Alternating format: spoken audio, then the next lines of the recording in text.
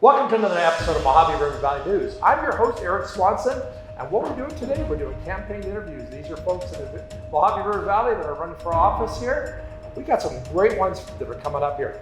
Stay with us, we'll be right back with you in just a moment.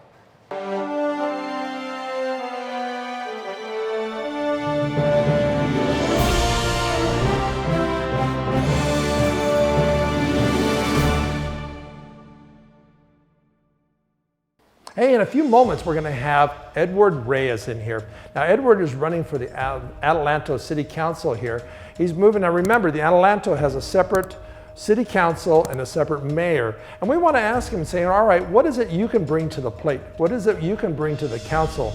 No matter if it's anywhere from crime to affordable housing to figure out how to bring in more tax dollars into the city. So in a few moments, we will be right back with you with Edward Reyes. I'm here with Edward Reyes. Ed Reyes. Edward. 3% Mexican. Edward Reyes. Edward Reyes. Thank you. So, and you're running for the city of Adelanto City Council. Yes. Maybe just tell the folks just for a few seconds of a little bit about yourself. Yeah. I born in Los Angeles, California. I have a degree in supervision, management, criminal justice, and behavioral science. Graduated from Citrus College in Azusa and Cal Poly Pomona. The first 15, 20 years of my life, I worked as a tree trimmer, so I got the lumps in my arms and they don't go away. Then I got into construction, then later on I did property management, and I also did 8 years of counseling, started 3 programs helping people addicted to drugs, substance abuse. So let's get into really what you're doing here. So this is a multi-million dollar organization. You're diving right into the deep end on it. So why are you wanting to do this? I am very dissatisfied with the current administration and previous administrations. That's why this is the 3rd time I'm running for the city council. Each time I do a little bit better. So hopefully I do good enough to get on the city council this time. So being on a council, it's everybody brings something to the plate, So what knowledge do you have that you can work along with having a separate mayor and also the other city council members? What do you bring to the plate?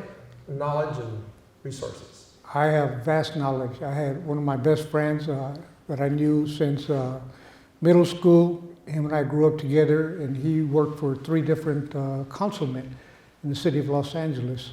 So I used to help him a lot. So whenever he had a problem, then I'd work with him, and my knowledge, in construction, personnel, administration, said, no, you can't do that, you're upsetting the apple cart. The main thing is to get the job done.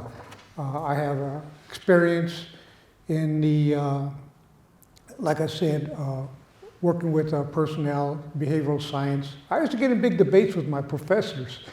And guys in the class said, man, you're going to fail. Ended up getting high marks, A's and B's. Because they said, man, where'd you get all this knowledge? My last name is Reyes, 3% Mexican. I've been discriminated against all my life, and where somebody else, they pat them on the back and said, don't do it again, I would see minorities being terminated.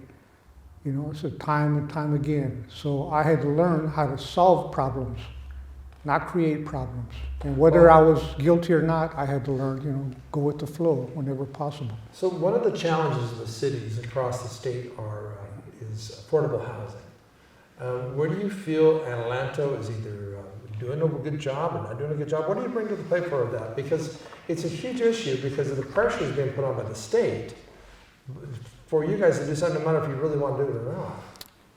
I should just let you read this.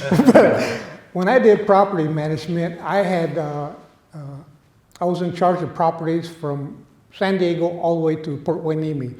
I had about 110 units in South Central LA, and I could see the problem there. So what I did, I went to the housing authority and I talked with them, and I found out that if we did a rehab on a unit, completely gutted, well, not really gutted, but painted, new fixtures, electrical, carpeting, etc., they would give us 8% more.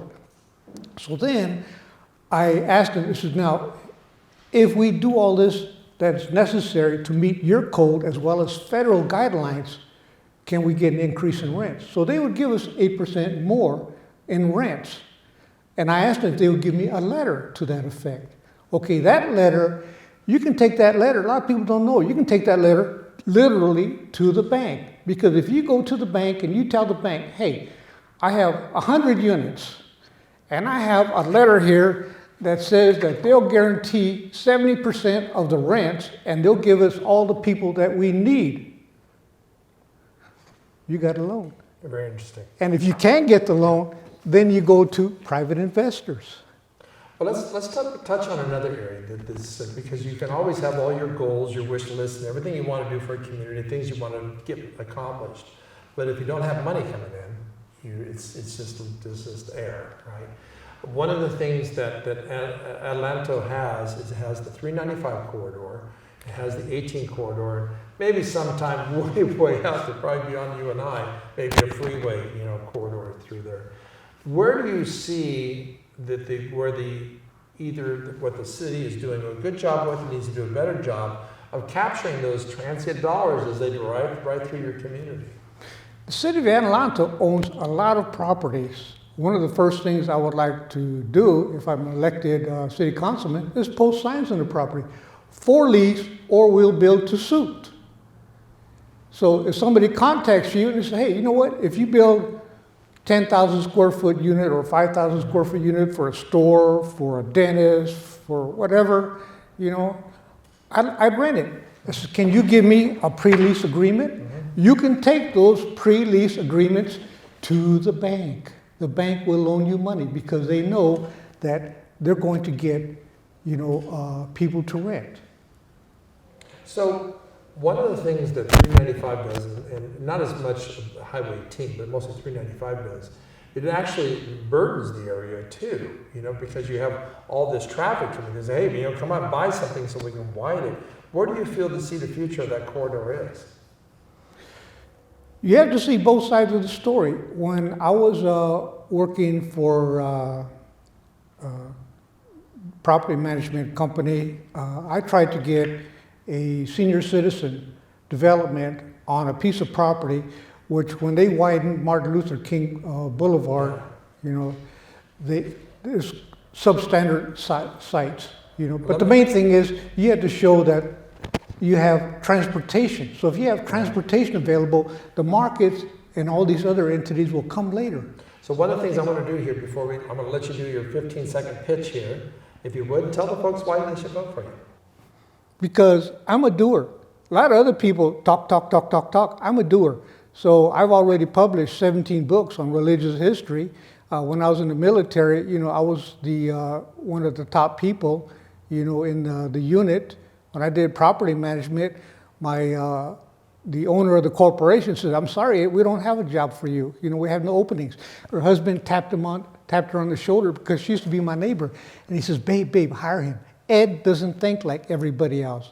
I know how to think out of the box. Well, thank you very much for sharing with us today. Thank you. Thank you. Hey, we're back in the studio. We just interviewed Edward Reyes. He's running for the Adelanto City Council. Also, you know what? Without the partnership of the Greater High Desert Chamber of Commerce, along with Mark Creffield and Mojave River Valley News, these candidates would be really, really tough to bring to you. We want to bring as many as we can to you. Also, please subscribe and also ring the little bell so when more videos come out, we'll be able to send these across to you. On behalf of the Chamber of Commerce and Mojave River Valley News, we'll see you next time.